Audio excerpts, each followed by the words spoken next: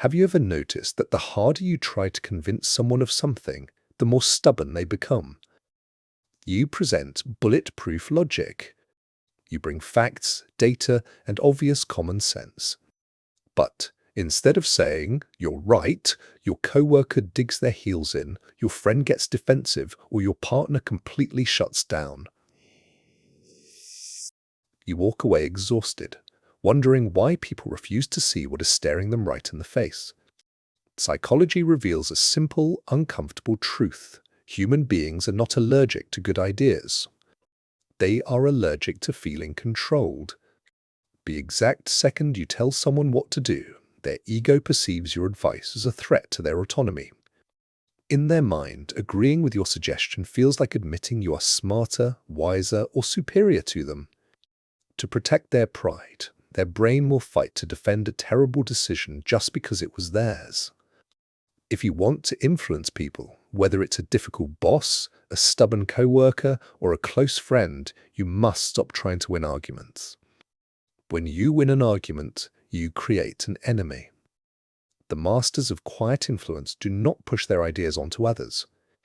Instead, they practice what psychologists call psychological inception, the subtle art of planting an idea in someone's mind so gently that when the idea blooms, they believe it was entirely their own. When someone believes an idea originated inside their own head, they don't resist it. They champion it. They will work late to execute it, and they will defend it with their life. Here are 5 practical tactics to make anyone agree with you without ever raising your voice. Tactic 1. The Socratic how. Question.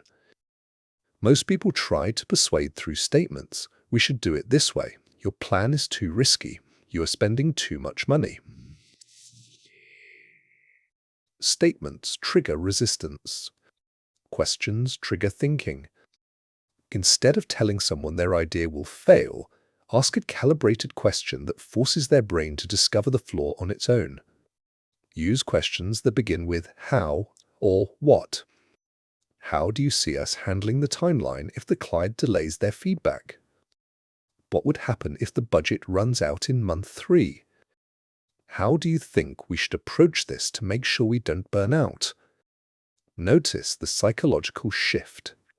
You are no longer their opponent standing on the other side of the table.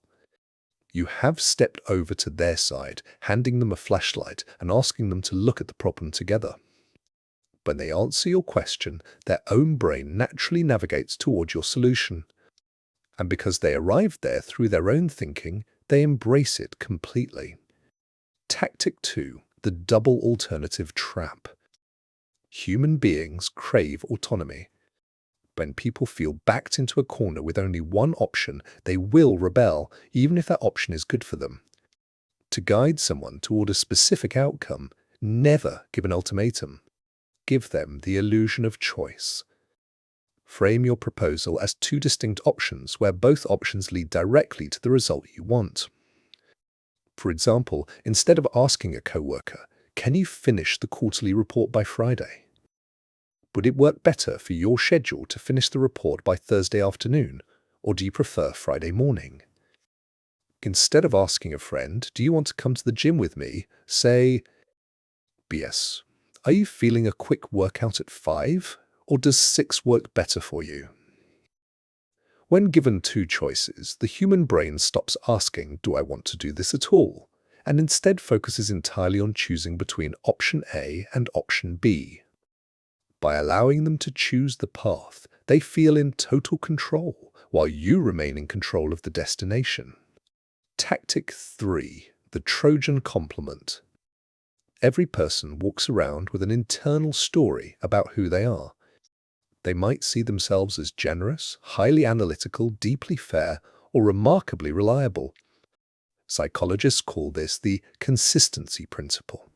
People will go to extraordinary lengths to behave in a way that matches their public identity. Before you make a request or pitch an idea, explicitly anchor the person to the positive identity you want them to display.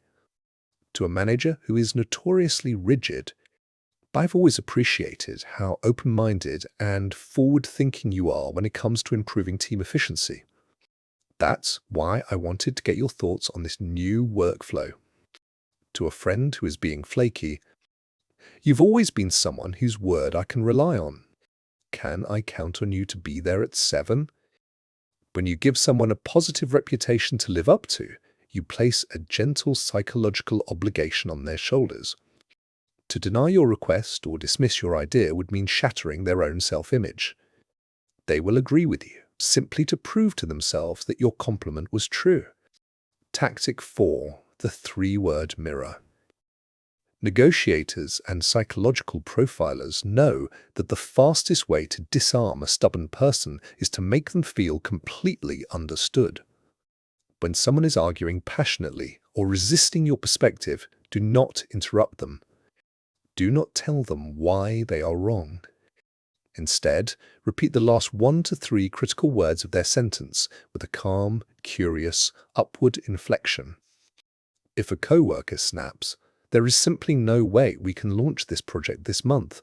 The resources are completely stretched." You calmly mirror, completely stretched, then stay silent. This simple mirror triggers an automatic psychological reflex called elaboration. The person feels compelled to explain further. "Well, what I mean is, the design team is behind, but if we got 2 extra days on the mock-ups, the engineering team could probably finish on time." Without arguing, without pressuring them, and without getting emotional, your mirror caused them to negotiate against their own objection. They just solved their own problem out loud. Tactic 5. The plant and step back rule. This is the most powerful tactic of all, but it requires the greatest amount of emotional maturity. You must be willing to give away the credit. Most people fail at persuasion because they don't just want the outcome, they want the applause. They want everyone to know that they were the smart one who solved the crisis. True power is caring only about the result. If you have a breakthrough idea, do not schedule a meeting to announce it as your masterpiece. Instead, drop it casually in conversation like a question or an offhand observation.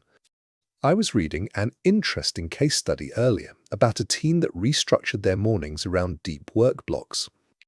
I wonder if something like that could ever work in an environment like ours. Plant the seed and then immediately move on. Do not push it. Do not oversell it. Give the seed 48 hours to take root in their subconscious mind. 2 days later, when your boss or colleague walks up to you with excitement and says, "Hey, I had an idea. What if we tried restructuring our mornings around deep work?" Do not say, "I told you that 2 days ago." Smile gently, nod, and say, "That is a brilliant idea. Let's do it." You got the exact outcome you wanted. The work environment improved, and the other person will champion the project with endless enthusiasm because they believe it was their brainchild. You do not need to dominate people to influence them. You do not need to shout, manipulate maliciously, or play dirty games. When you master the quiet mechanics of human ego, you stop fighting against resistance and you start flowing with it. Speak softly. Ask calibrated questions. Let others hold the spotlight while you quietly guide the ship. If these quiet insights brought clarity to your world today, take a deep breath and subscribe to The Gentle Mind. You are far more capable than you know.